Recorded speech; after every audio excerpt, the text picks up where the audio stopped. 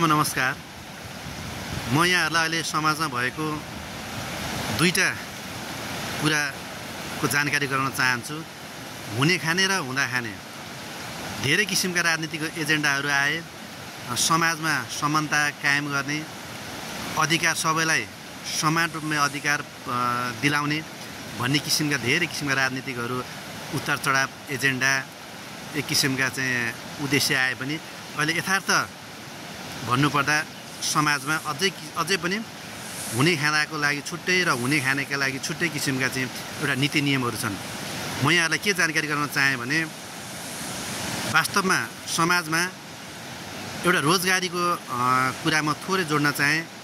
यदि कर्मचारी भर्ना गर्ने कुरामा होस्, चाहे एउटा सङ्घ संस्थामा कर्मचारी राख्ने कुरामा किन नहोस्, एउटा समुदायमा गर्ने व्यवहार असमानता व्यवहार किन नहोस्, एकदम बिल्कुल फरक छ। नीति नियमै फरक छ। एउटा सङ्घ संस्थाले गर्ने चाहिँ नीति नियमै फरक छ। एउटा चाहिँ भनाइ नै छ नि, बोल्नेको पिठो पनि बिक्छ, नबोल्नेको चामल पनि बिक्दैन भने जस्तै हाम्रो चाहिँ ज्वलन्त समाजमा धेरै किसिमका उदाहरणहरू छन्। जस्तै मैले यहाँहरूलाई एउटा कुरा जोड्न चाहेँ। जस्तै कर्मचारी नियुक्तिका कुरामा बिल्कुलै त्यहाँ पहुँचका कुरा हुन्छन्, पावरका कुरा हुन्छन्, राजनीतिक हस्तक्षेपका कुरा हुन्छन्। एउटा मैले निष्पक्ष देखेको एउटा लोकसेवा आयोगबाट नियुक्ति लिएर आएको निष्पक्ष छ। बाँकी रहेका स्थानीय स्तरबाट दिने सेवा सुविधा दिने कर्मचारीका कुरा, सङ्घ संस्थामा भर्ना गर्ने कर्मचारीका कुराहरू नितान्त रूपमा चाहिँ एउटा हस्तक्षेप र हुने खानेले आफ्नो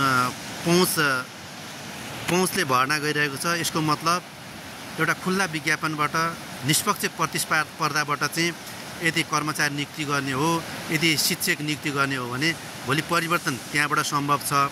होइन अब हामी आफ्नो पावर र पहुँचका लागि मात्रै चाहिँ एउटा समाजमा देखिने हो, एउटा चाहिँ हिजोको निरङ्कुश यथावस्थितिमै राख्ने हो, आफ्ना पहुँचका मान्छेलाई आफ्नो जाहिर मात्रै खुवाउने हो भने हिजो तल्लो वर्गको मान्छे पछि नै पर्ने हो भने यसमा परिवर्तन सम्भावना छैन। यो एउटा राजनीतिक नारा मात्रै हुन्छ, परिवर्तन हो, सबै समान हो भन्ने एउटा राजनीतिक नारा मात्रै हुँदो रहेछ। यहाँभन्दा अगाडि पनि विभिन्न किसिमका राजनीतिक दलहरूले सबै नेपालमा दुई किसिमका मात्रै जात छन्, एउटा महिला एउटा पुरुष, अरू कुनै पनि जात छैनन्, सबै समान हुन् भन्ने किसिमका कुरा ल्याएको थियो।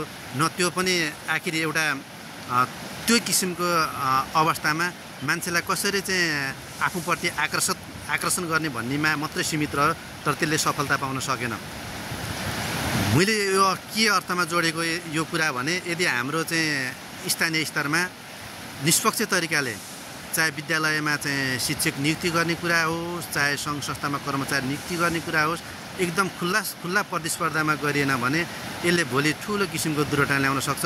त्यो आफ्नै खुट्टामा आफ्नै बन्चरो हानेको। अहिले हामीले पावर र पहुँचको हिसाबमा हामीले आफ्नो मान्छेहरू राख्छौँ, उसको क्षमता र योग्यताको कदर गर्दैनौँ, उसको गुणस्तरीयताको कदर नगरिकन एउटा बल मिचाइले हामी त्यहाँ एउटा शिक्षक भर्ना गर्छौँ भने त्यसको भोलि प्रतिफल गलत आउन सक्छ, रिजल्ट गलत आउन सक्छ। एउटा सङ्घ संस्थामा त्यस्तै किसिमको व्यक्तिलाई राख्यौँ भने त्यहाँ जे जति हुनुपर्ने त्यो हुँदैन। त्यसो हुँदाखेरि अब हामीले आगामी दिनहरूमा हरेक निकायमा एउटा निष्पक्ष तरिकाले, चाहे त्यो विद्यालयमा शिक्षक नियुक्ति गर्ने कुरा होस्, चाहे गाउँपालिकामा कर्मचारी नियुक्ति गर्ने कुरा होस्, चाहे एउटा सङ्घ संस्थामा कर्मचारी नियुक्ति गर्ने कुरा किन नहोस्, सबै ठाउँमा प्रतिस्पर्धा रूपमा ढङ्गमा कर्मचारी भर्ना गर्नुपर्छ, विज्ञापन खुलाउनुपर्छ। त्यहाँका आफ्नै किसिमका चाहिँ योजनाहरू हुन्छन्, आफ्नै किसिमका चाहिँ प्लान गरेर निष्पक्ष तरिकाले चाहिँ कर्मचारी भर्ना गर्ने चाहिँ हामीले अवधारणा ल्याएनौँ भने अझै हामी धेरै पछि पर्छौँ। एकले बिराए शाखा पिराए भने चाहिँ अझै पनि समुदायमा एउटैजनाले हस्तक्षेप गऱ्यो भने त्यहाँ ठुलो किसिमको चाहिँ अराजक जस्तो देखिन्छ। त्यसो हुँदा हामीले त्यस्ता किसिमका अराजकहरू मेट्नको निमित्त हामीले सचेत भएर अहिले खुल्ला प्रतिस्पर्धाबाट कर्मचारी भर्ना गर्ने कुरा अगाडि बढाउनुपर्छ। हाम्रो मान्छे होइन हामीले राम्रो मान्छे नियुक्ति गर्न सक्नुपर्छ। हाम्रो पार्टीको मान्छे होइन हामीले राम्रो पार्टीको मान्छे नियुक्ति गर्न सक्नुपर्छ, जसले गर्दाखेरि भोलिको रिजल्ट चाहिँ राम्रो आओस्।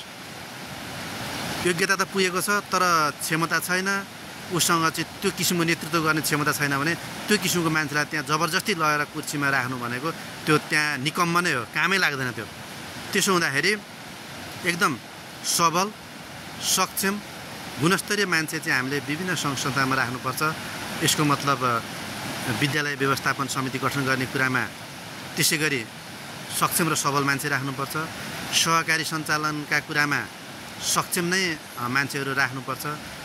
स्वास्थ्य चौकी सञ्चालन गर्ने क्रममा पनि स्वास्थ्यसँग सम्बन्धित ज्ञान भएकै मान्छे राख्नुपर्छ।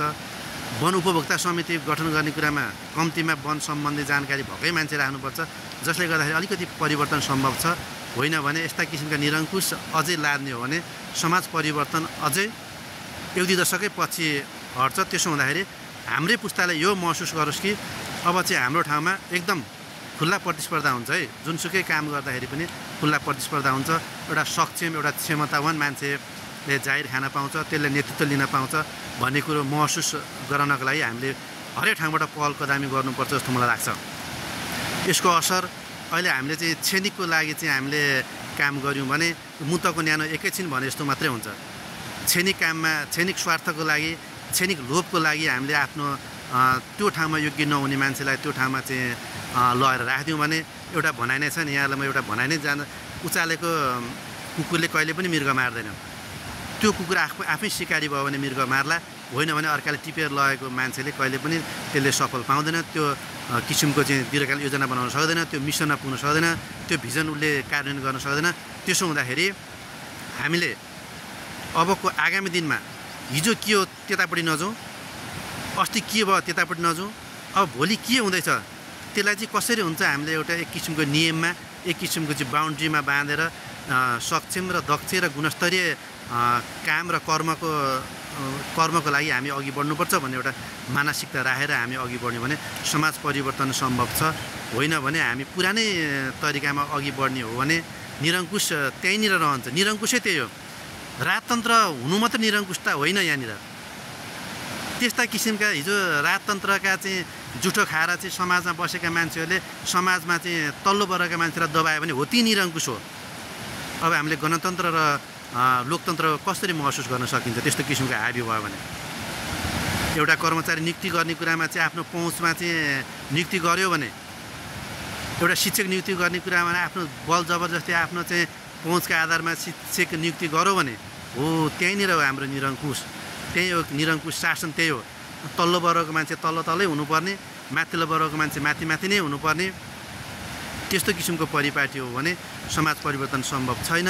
त्यसो हुँदा हामी राजनीतिक दलदलमा नफसिकन राजनीतिबाट अलिक थोरै अगाडि बढेर एउटा चाहिँ अघि बढेर समाज परिवर्तन गर्न लाग्यौँ भने सम्भव छ। होइन भने अझै हाम्रो लामो समय हामी यस्तै दुःख कष्ट र हैरान हुँदै अघि बढ्नुपर्छ। हामी राजनीतिक नियुक्तिमा एउटा नेतालाई चाहिँ गुलामी गरे बापत एउटा शिक्षकको जाहिर खानुपर्ने, एउटा नेतालाई चाहिँ नजिक भए बापत एउटा कर्मचारी भर्ना हुनुपर्ने, एउटा सङ्घ संस्थाको चाहिँ सञ्चालकसँग नजिक भइदियो भने त्यहाँनिर एउटा कर्मचारी नियुक्ति गर्नुपर्ने। त्यो किसिमको मान्छेले भोलि योजना कसरी बनाउँछ? सम्भव छैन। त्यसो हुँदाखेरि आगामी दिनमा हामीले परिवर्तन साँच्चै गर्ने हो भने एउटा सबल सक्षम नेतृत्व कर्मचारी छान्नुपर्छ, सायद जुनसुकै निकायमा होस्। त्यो भएर अब हामी अहिले नगरे कहिले गर्ने, हामीले नगरे कसले गर्ने भने जस्तै अब हामीले गरेनौँ भने हाम्रा आगामी आउने पुस्तामा समस्या पर्छ। त्यसो हुँदा अब हामीले केही परिवर्तन गर्न जरुरत ठान्दछु भन्न चाहन्छु। हस्त धन्यवाद।